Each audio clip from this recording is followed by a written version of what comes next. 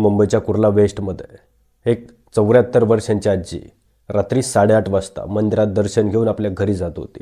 इतक्यात पाठीमागनं 2 मुलं, एक मोहित शेट्टी आणि त्याचा मित्र मोटरसायकलवर येतात. त्या आजीच्या गळ्यातली चेन ओढतात आणि पळून जातात. नंतर ती आजी माटुंगा पोलीस स्टेशनमध्ये आपली तक्रार दाखल करते. नंतर पोलीस मोहित शेट्टी आणि त्याच्या मित्राला कुर्ला वेस्टमधून अटक करतात आणि त्यानंतर या प्रकरणाची खरी पार्श्वभूमी समोर येते.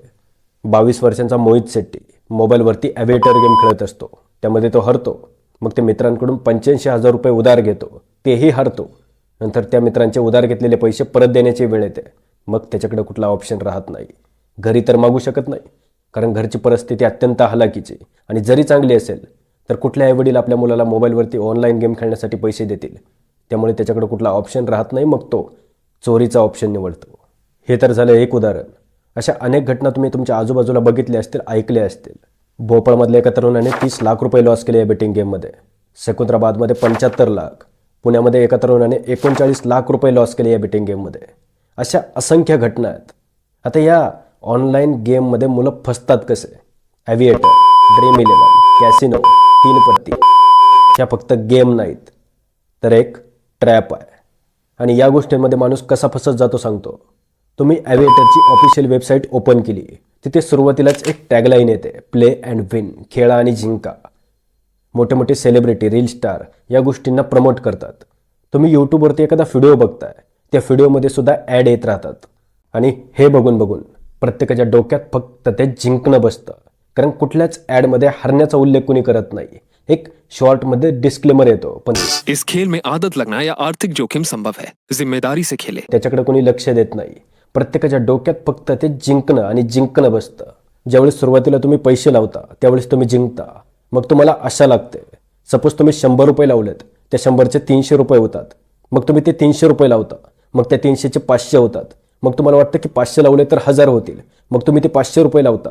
त्या 500चे 1000 होतात. मग तुम्ही ते परत 1000 आणि तुमच्या खिशातले 1000 लावता, म्हणजे 2000 लावता. मग त्यावेळेस तुम्ही हरता. पण आता तुम्ही थांबत नाहीत. तुम्ही परत 1000 लावता, परत हरता.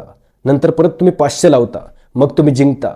मग तुम्हाला परत वाटतं की आम्ही जिंकेल. मग तुम्ही परत 2000 लावता. मग तुम्ही हरता. परत तुम्ही 300 लावता. परत तुम्ही हरता. या गेम्स नाहीत, हा ट्रॅप आहे.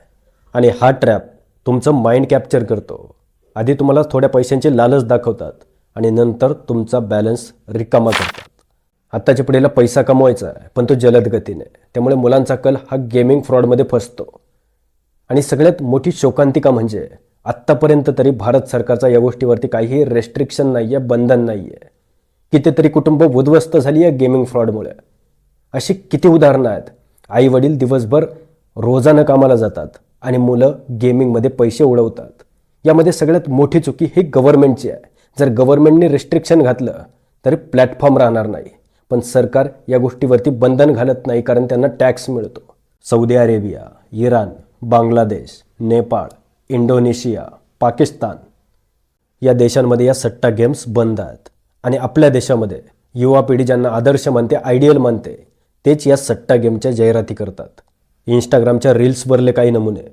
मन लावून अभ्यास कर मित्रा, कारण भविष्यात मला डॉक्टर, वकील, इंजिनियर, पायलट, सीए आणि अकाउंटंटची गरज लागणार आहे. बिझनेसमॅन यांना लोक फॉलो करतात. 1-2 मिलियन फॉलोअर्स आहेत त्यांचे. मग यांच्या पॉडकास्ट ऐकायच्या. आधी मला राहायला घर नव्हतं. मी गौंड्याच्या हाताखाली कामाला जायचो. आता बघा माझ्याकडे गाडी आहे, बंगला आहे, 10 बाउन्सर आहेत, सोन्याच्या चैनी आहेत. कुठून कमवलं आहे? गरिबांच्या पोरांना फ्रँचायझी वाटून की गरिबांच्या पोरांना फ्रॉड गेम खेळायला शिकवून? या गोष्टी कुठेतरी थांबल्या पाहिजेत. कितीतरी कुटुंब उद्ध्वस्त झाली या गेम्समुळे. तेलंगणामध्ये 1 लाख रुपये हरल्यामुळे विक्रमने आत्महत्या केली. आंध्र प्रदेशमध्ये बेटिंग गेम्समध्ये हरल्यामुळे आत्महत्या. बिहारमधल्या 21 वर्षाच्या मुलाने बेटिंग गेम्समध्ये लॉस झाल्यामुळे आत्महत्या केली. कर्नाटकमध्ये मागच्या 31 महिन्यात 32 सुसाईड फक्त या बेटिंग गेम्समुळे आहेत. एका मुलाने आईच्या कॅन्सर ट्रीटमेंटसाठी डिलिव्हरी बॉयचं काम करून पैसे कमवले आणि ते सट्टा गेम्समध्ये उडवले आणि स्वतःही आत्महत्या केली.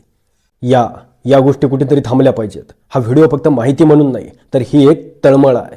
ही जबाबदारी आहे प्रत्येक आईवडिलांची.